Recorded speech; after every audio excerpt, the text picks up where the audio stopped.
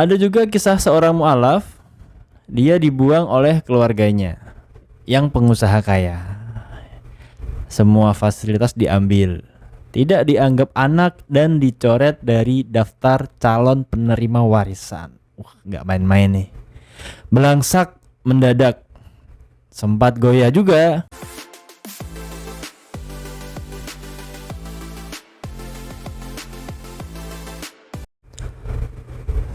Assalamualaikum warahmatullahi wabarakatuh. Apa kabar sobat NPC? Jumpa lagi dengan gua di channel Mereka Punya Cerita. Oke, di video kali ini gua mau cerita lagi tentang apa yang gua temuin di Instagram, tentang cerita yang sangat menarik, guys. Gue yakin ini juga bisa enak untuk dinikmati ya buat kalian-kalian yang nonton. Oke. Ceritanya tentang seorang yang mualaf dan dia mendapatkan ujian yang berat di proses dia masuk Islam itu, guys. Ini videonya. Jadi ketika sebelum gue masuk Islam, gue kan ngerasa dulu gue berbuat yang haram-haram, kaya-kaya aja gue, duit gue banyak, nggak pernah di bawah 9 digit itulah. Kok ketika gue masuk Islam, gue bangkrut kan gitu ya? Ada pertanyaan itu, tapi gue nggak marah. Jadi ibaratnya hidup gue itu lagi diriset sama Allah. Allah hancurin gue, hancur sehancur-hancurnya. Gue bahkan dijauhi oleh beberapa orang yang gue anggap sahabat, yang sering gue bantu dan sebagainya. Ketika gue masuk Islam, tanpa ada masalah ya, itu gue kayak ditinggal sendiri. Nih gue merinding. Semua orang menjauh, jadi gue kayak sendirian. Udahlah, ditinggal temen, banyak masalah, bangkrut dan lain sebagainya. Biar duit. Akhirnya gue baca tentang istighfar itu. Oh ternyata positifnya adalah Allah lagi meriset hidup gue. Dari yang gue punya duit gak halal itu, dihabisin sama Allah. Nih lu mulai hidup baru, gue kasih lu hidup yang baru, sifat yang baru, pembawaan baru dan lain sebagainya kan. Nggak taunya dengan gue share rasa sedekahin ilmu pengetahuan lu, di sana terkadang rezeki gue. Ternyata di saat gue mepet, gue gak ada duit, Allah tuh gak nyeburin gue ke sana gitu. Oke guys, dari video yang tadi gue puterin itu menceritakan sedikit, itu dia penggalan ternyata setelah gue baca komen-komen di bawahnya itu ternyata itu ada versi fullnya guys, cuman karena gue keburu pengen nonton jadi belum gue putar itu fullnya. Nanti mungkin kalau ada waktu gue bikin part yang lain di konteks yang sama tentang mualaf, perjalanan mualaf seseorang gitu kan. Nah dari video ini ada beberapa poin yang mau gue sampaikan. Ternyata emang gak mudah ya untuk orang itu bisa berpindah ke keyakinan yang lain gitu, karena pasti ada penolakan, minimal dari keluarga itu pasti ada penolakan, karena memang semua orang mempercayai agamanya dia adalah agama yang paling benar gitu kan. Ketika ada keluarganya yang mau menyimpang, itu pasti merasa kayak nih anak kesesat nih kan gitu ya. Ya jadi sebelum masuk Islam si Cici ini ternyata dia perempuan guys, cuman memang ada komentar yang mengatakan kalau jangan tanya kenapa nggak berkudung gitu, karena si komentator tuh bilang dia masih awal-awal gitu, ibarat kata dia bayi lah, anak kecil yang belum dihisab gitu kan, yang masih proses lah, yang jelas tolong dimaklumin dulu gitu ya. Kita doain mudah-mudahan akan segera menjadi muslimah yang sempurna, karena komentar yang lain mengatakan orang yang mualaf itu pondasinya lebih kuat daripada yang bawaan dari lahir guys. Jadi mudah-mudahan Cici ini nanti bisa menjadi muslimah yang taat, yang kerudungnya syar'i, bisa sesuai dengan syariat yang jelas, bukan yang ala kadarnya lah ya. Karena sayang banget kalau misalnya sudah sampai ke titik berubah, ditinggal orang banyak tapi tidak maksimal, itu rasanya sayang banget gitu kan. Oke, poinnya adalah yang mau gue kutip, sebelum masuk Islam itu Cici ini ngelakuin yang hal-hal yang haram-haram tuh tetap aja sukses gitu, tapi ketika masuk Islam itu bangkrut jadi miskin. Nah sempat ada pertanyaan ketika masuk Islam tuh, kok jadi begini ya malahan ya, kok mungkin dia kaget ya, mungkin harapannya dia ketika masuk Islam dapat berkah gitu kan. Harusnya ketika hidup gue lebih berkah itu ya lebih bagus gitu kan karirnya kan, ternyata malah dibalik sama Allah. Sama dari yang tadinya uangnya tuh nggak kurang dari 9 digit, sekarang pada waktu itu jatuh miskin gitu kan.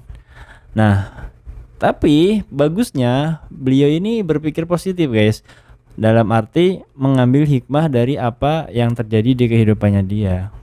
Jadi dia ngerasa Allah tuh mau ngeriset semua apa yang dia dapat karena memang itu bukan dari hal yang halal gitu. Nah ini gue belum tahu ya, apa sih yang dia kerjain dulu ketika dia masih nonis. Itu yang belum gue cek di full kontennya itu. Nah kemudian yang lebih mengenaskan lagi, dia punya sahabat yang suka dia tolong, tapi justru malah meninggalkan dia ketika dia bangkrut gitu. Ya alasan yang dia yakini adalah karena dia menjadi Islam, karena dia pindah agama, akhirnya dijauhin semua teman-temannya dan dia merasa sendirian. Karena pastinya orang yang lagi terpuruk itu butuh sandaran guys, butuh orang yang bisa diajakin ngobrol, diajakin nangis gitu kan, tapi dia ditinggalin gitu. Nah itu bener-bener akhirnya pastinya dia terbuka ya, mana teman mana yang gak teman beneran gitu loh. Padahal yang ninggalin itu termasuk orang yang pernah dia bantu gitu ketika mereka kesusahan gitu kan. Tapi semua hal yang dia tanggapin dengan positif itu karena dia mendapatkan sebuah istilah dalam Islam namanya istidraj.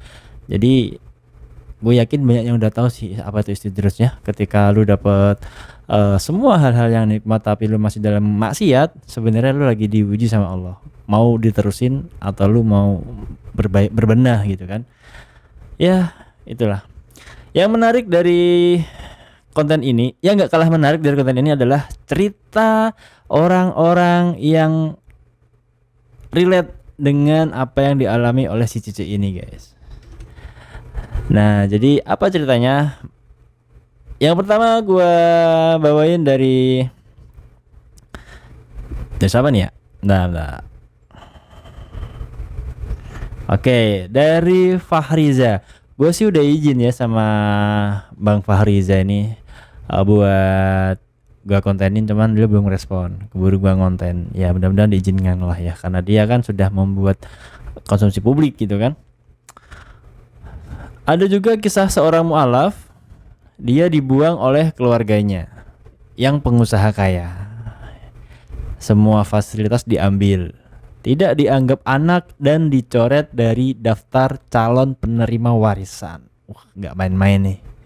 Belangsak mendadak, sempat goyah juga. Ini goyah mungkin tuh apakah dia masih mau lanjut sebagai muslim ataukah dia harus berpaling lagi karena dia ditinggalin sama keluarganya, ditarik semua fasilitasnya. Tapi teman-teman berusaha menguatkan dia, lalu dia mutusin buat hijrah ke kota lain agar tidak mendengar hujatan keluarganya lagi. Modal nekat, teman-temannya mau bantu, bingung karena gak punya apa-apa buat bantu dia.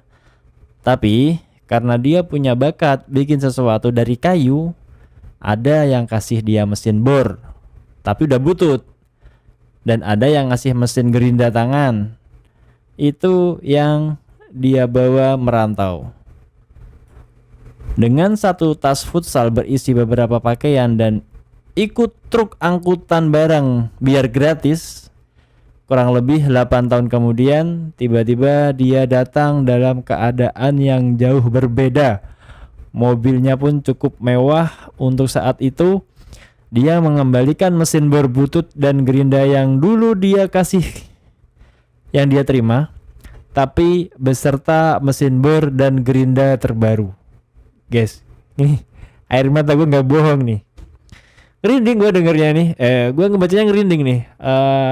Apa yang dialamin sama mu'alaf ini itu menyentuh banget guys. Dia ditinggalin keluarganya. Seperti yang tadi gue bilang, orang yang pertama kali menentang tuh pasti dari keluarganya. dia bisa membuktikan kalau keyakinannya dia nggak salah. Dia merantau, dapat support dari teman-temannya, dan akhirnya ini yang epic tuh di sini loh, dramanya di sini. Dia masih bawa apa yang menjadi sumber kehidupan dia pada waktu itu, berbutut dan gerinda tangan plus diganti yang baru. Gue yakin sih orang yang ngasih itu tuh udah mungkin nggak make lagi ya, tapi namanya dibantu kan. Dan gue yakin ini seperti kayak pengen ada ya drama-drama lah gitu ya buat cerita-cerita menarik gitu kan, biar lebih epic lah. Ternyata ternyata dia ngasih alat yang baru itu. sorry guys, ini karena emang gue belum ngebaca sampai akhir ya. Kesalahan gue adalah gue nyimpulkan buru-buru. Jadi kesalahannya gue ada ya. Jadi si temennya dibantu itu membawa alat yang baru itu karena alat yang lama rusak gitu ya, telah dipakai bertahun-tahun. Ternyata dia jadi pengusaha kitchen set kayu dan sudah punya beberapa bengkel kitchen set di beberapa daerah. Dia pulang untuk mendirikan bengkel baru di kota kelahirannya dan mengajak teman-temannya yang belum punya penghasilan pasti untuk bergabung. Sungguh sangat indah takdir Allah Subhanahu wa taala bagi umatnya. Allahu Akbar. Oh guys, sebenarnya gue minta maaf banget nih kalau tadi gue keburu nyebulin. Cuman emang kalau misalnya alatnya nggak rusak, misalnya gue dibantu orang nih seperti itu, kayaknya gue juga akan melakukan hal sama sih. Dibantu apa, akan gue kasih yang baru gitu.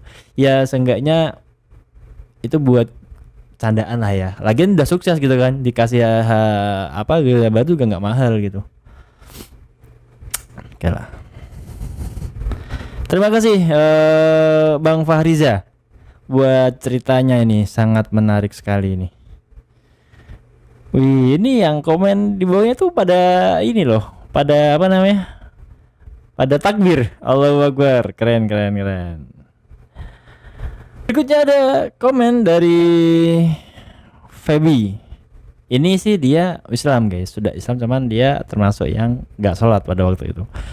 Katanya apa? Saya aja yang awalnya nggak mau sholat, kemudian hijrah pelan-pelan untuk belajar Islam lagi, gitu aja teman-teman hilang semua. Nggak kebayang kalau pindah agama pasti awal-awal kesepian banget. Ya, memang teman yang baik itu adalah teman yang bisa mengarahkan kita kepada ketaatan, guys. Kalau misalnya circle-nya bawa ke hal-hal yang negatif ya, kalau bisa lu perbaiki mereka. Kalau nggak bisa ya tetap menjalani silaturahmi yang baik, tapi jangan sampai terbawa. Tapi kalau lu merasa lu dengan menyingkir itu lebih baik buat keselamatan agama, mungkin itu juga nggak kalah penting ya. Meskipun ninggalin temen itu juga nggak mudah gitu. Tapi punya temen yang bermanfaat jauh lebih baik karena bisa menyelamatkan agama kita lah ya. Karena konteksnya di sini adalah dia dijauhin karena dia mulai alim, mulai menjadi orang yang alim ya gitulah. Nih ada yang menanggapi komentar Cifebi. Sekarang lagi di circle gini, teman-teman jarang banget sholat tapi kita berusaha tetap jaga sholat. Ya pada akhirnya nggak sedekat dulu lagi. Kayak ada aja problem yang buat aku merasa nggak cocok lagi sama mereka. Mana saya ngerantau jauh dari keluarga sama temen, tapi ya tahanin dulu aja, sebulan lagi kelar sama semua urusan kuliah. Iya memang kalau teman-teman yang circle-nya nggak bagus, kalau bisa dipertahankan dengan menjaga ya pertahankan. Kalau misalnya nggak bisa ya tinggalkan. Dan doakan, kita nasihatin karena kita udah mulai merubah ke hal yang lebih positif. Kita nasihatin agar nggak cuman sendirian gitu nanti di surganya kan, ada teman-teman. Oke guys, ceritanya gue cut sampai di sini. Gue pengen bikin video yang nggak terlalu panjang. Dan ini kayaknya mau gue bikin, kayaknya bisa jadi beberapa part nanti ke depan. Mungkin 2 atau 3 part atau mungkin 4 part. Karena memang banyak banget cerita-cerita yang ada di sini yang menarik untuk gue sajikan ke kalian. Jadi semoga nggak membosankan ya. Oke, gitu aja video kali ini. Terima kasih banyak. Wassalamualaikum warahmatullahi wabarakatuh.